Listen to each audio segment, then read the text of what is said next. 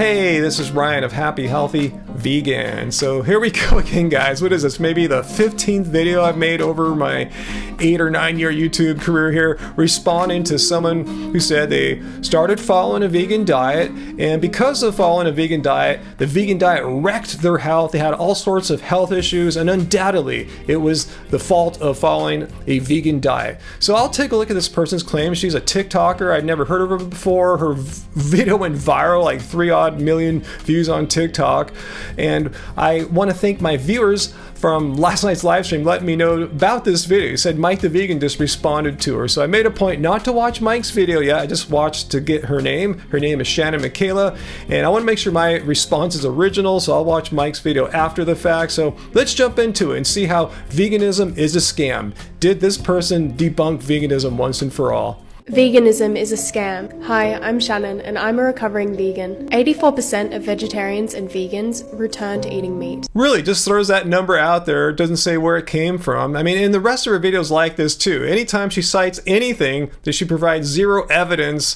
to support her claims. Fortunately, in this particular claim, anytime I hear that number, like I said, I've been doing YouTube for many years here, vegan YouTube. I know exactly what she's referring to. The 2014 Faunalytics study put out by the Humane Research Council. It was a survey study conducted to see, amongst other things, why people left veganism or vegetarianism. And they're not the same thing. It's a study kind of conflates a little bit. And as you'll see here, the main reasons why people leave, it's not because their health was wrecked or anything like that. It's because of social reasons, feeling awkward when going out with non-vegan or vegetarian friends.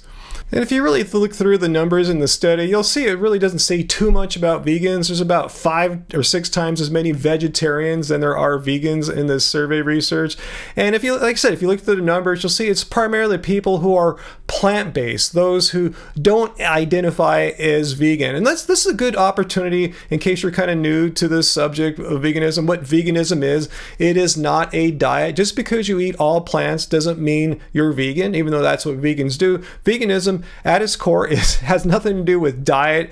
It's a moral stance against animal cruelty. Here's the definition of veganism that goes back to the 1940s from the Vegan Society. And notice how it says nothing about it being this healthy diet for the environment. It's all about not harming and exploiting animals. So it's getting back to this Faunalytics study. Yeah, those who were vegan for these vegan reasons, and the definition of vegan, are the ones who were less likely to lapse out of eating this way. And to push this idea even further, the numbers show that people who adopted eating a vegan or vegetarian diet for health reasons and had no concerns about animal exploitation or cruelty, purely health reasons, these are the ones that were far more likely to switch into a different non-vegan diet when they didn't get the perceived health benefits that they thought they'd get from eating plant-based. Today I'm going to explain the typical life cycle of a vegan. The typical life cycle of a vegan, meaning this is the most common way someone goes through veganism. Let's see if I relate to any of this from my personal experience, having been vegan for 11.5 years.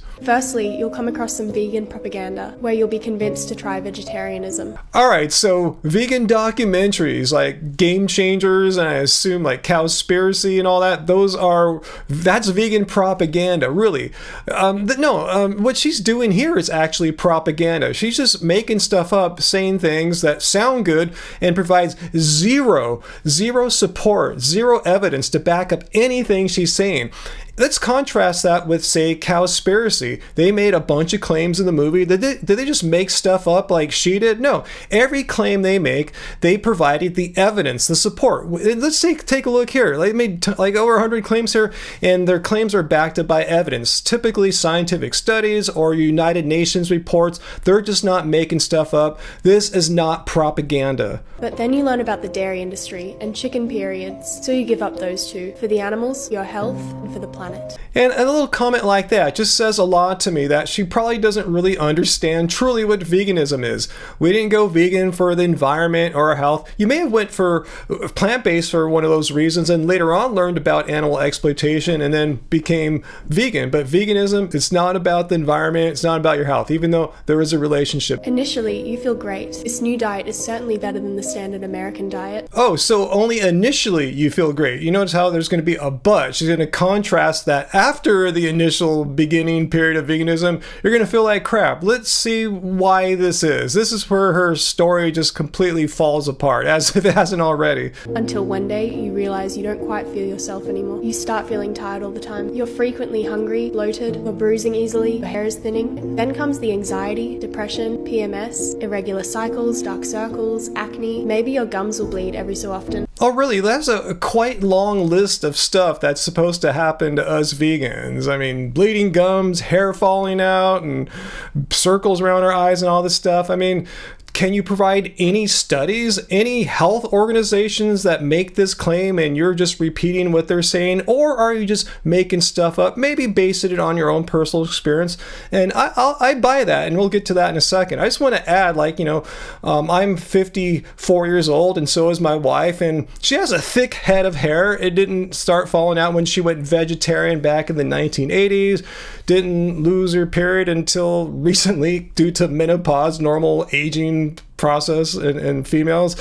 And I still have a pretty good thick head of hair here, even though there's plenty of guys that were born the same year as me who have much thinner hair, and you can't blame that on veganism. But let's turn to her symptoms here, because like I've said, I've been making response videos about people like this since we started our channel in 2013, and there's certain patterns I see time and time again. When I hear about hair falling out and all these other symptoms of what she said here, it's malnutrition. It's not veganism. Let's take a look at some of the symptoms of malnutrition and see how pretty perfectly her symptoms and the symptoms of malnutrition match up. So in this article on malnutrition from Johns Hopkins University, we see at least 3 of her symptoms here. We see bruising easily, thinning hair, and gums that bleed easily. And if we look at the NHS website on symptoms of malnutrition, we see a few more of her symptoms, such as feeling tired all the time and low mood or depression.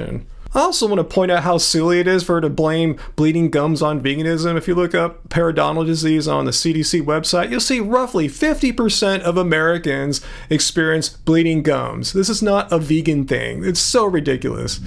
But you never connect the dots that veganism is doing this. After all, you can get everything you need from a vegan diet, right? No, you just can't eat any old vegan diet and that's going to get it done. Please tell me where you got this idea that any way you can construct a vegan diet, no matter how restrictive and extreme it might be, like all these people are responded to who are raw foodists for long term, under eating, not getting enough calories, therefore the malnutrition that caused all these problems like which we saw here. Please tell me where you found this, because I cannot find any credible health organization or vegan medical doctor saying just eat whatever you want as a vegan. No, they're all in uniform agreement here. Appropriately planned vegan diets provide adequate nutrition, meaning don't starve yourself, don't undereat, don't try to be super skinny, get sufficient calories, and eat a varied and diverse diet. Don't just do like raw food or just salad or kale and olive oil or something like that. A balanced vegan diet is what provides adequate nutrition, not just any old trendy, extreme and restrictive diet that you can find some fanatics promoting online. You go to your doctor, but your blood tests turn out fine. Again, more complete misinformation and nonsense, and further reason why you shouldn't take medical advice from non-medical professionals. Basically, what she's saying here in a nutshell is, if you show many of these symptoms of malnutrition, which she apparently had, there are no blood tests to indicate and demonstrate that you have malnutrition. Nonsense. There's blood tests. Just have a look here. Get advice from a medical doctor, not from a TikToker. Your supplement list grows, but your symptoms remain. Well, she's right there in my personal experience. My supplement list has grown after 5 years of taking no supplements as a vegan. I was getting my blood tested. I was being responsible. I was fine. After 5 years, I started taking a B12 supplement, a sublingual spray, about 2-3 times a week. And my symptoms remain. Yeah, my symptoms of feeling freaking amazing. That hasn't changed since I started taking a B12 supplement 5 or 7 years ago. But one day, the illusion is shattered. You become aware that a restricted diet filled with seed oils. All right, I have to stop her here mid-sentence, because this sentence reveals more than in anything else in this video, I believe, how horribly she must have eaten. If she's admitting here she had a restrictive diet full of seed oils and other things we'll see here in a second, but there's absolutely nothing restrictive about eating a balanced, sensible vegan diet. There are literally tens of thousands of edible plants that we can eat, and there's no reason to artificially essentially make a vegan diet restrictive. That's why I've said what I said earlier about, like, say, raw food diets, which intentionally restrict perfectly healthy food groups, like no legumes, no potatoes the rest of your life, and those consuming those foods are not associated with like higher risks of any diseases or anything like that. So it sounds to me from her statement here, she was intentionally eating a restrictive diet with lots of seed oils. Like, why is she oil based? I mean, if you look at like either of our Happy Healthy Vegan cookbooks, they are oil free. There's no reason to go high and heavy on the oils just because you're eating plants. But let's see the rest of her list of foods here. Seed oils, superfoods, hard to digest vegetables, and ingredients shipped from halfway across the world isn't actually sustainable, cruelty-free, or healthy. All right, superfoods. I mean, that says a lot right there. I like I said, I've been vegan for a long time, 11 and a half years. I've met many different kinds of people who are trying vegan diets and trying to eat plant-based, and I know what she's talking about, this superfood crew. You know, they're into some kind of weird, bizarre idea of optimal health.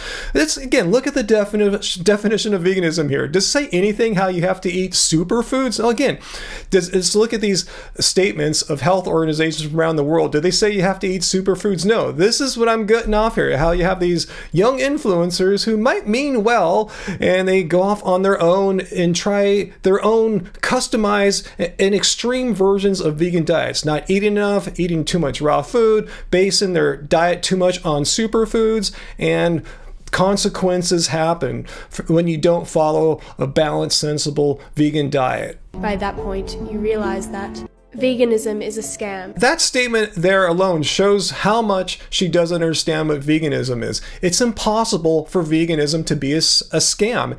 Veganism, again, is a stance against animal cruelty and exploitation. Either you agree that, yes, it's wrong to harm and exploit animals, or you disagree. There's no way for that to be a scam. It's you believe it or you disbelieve it.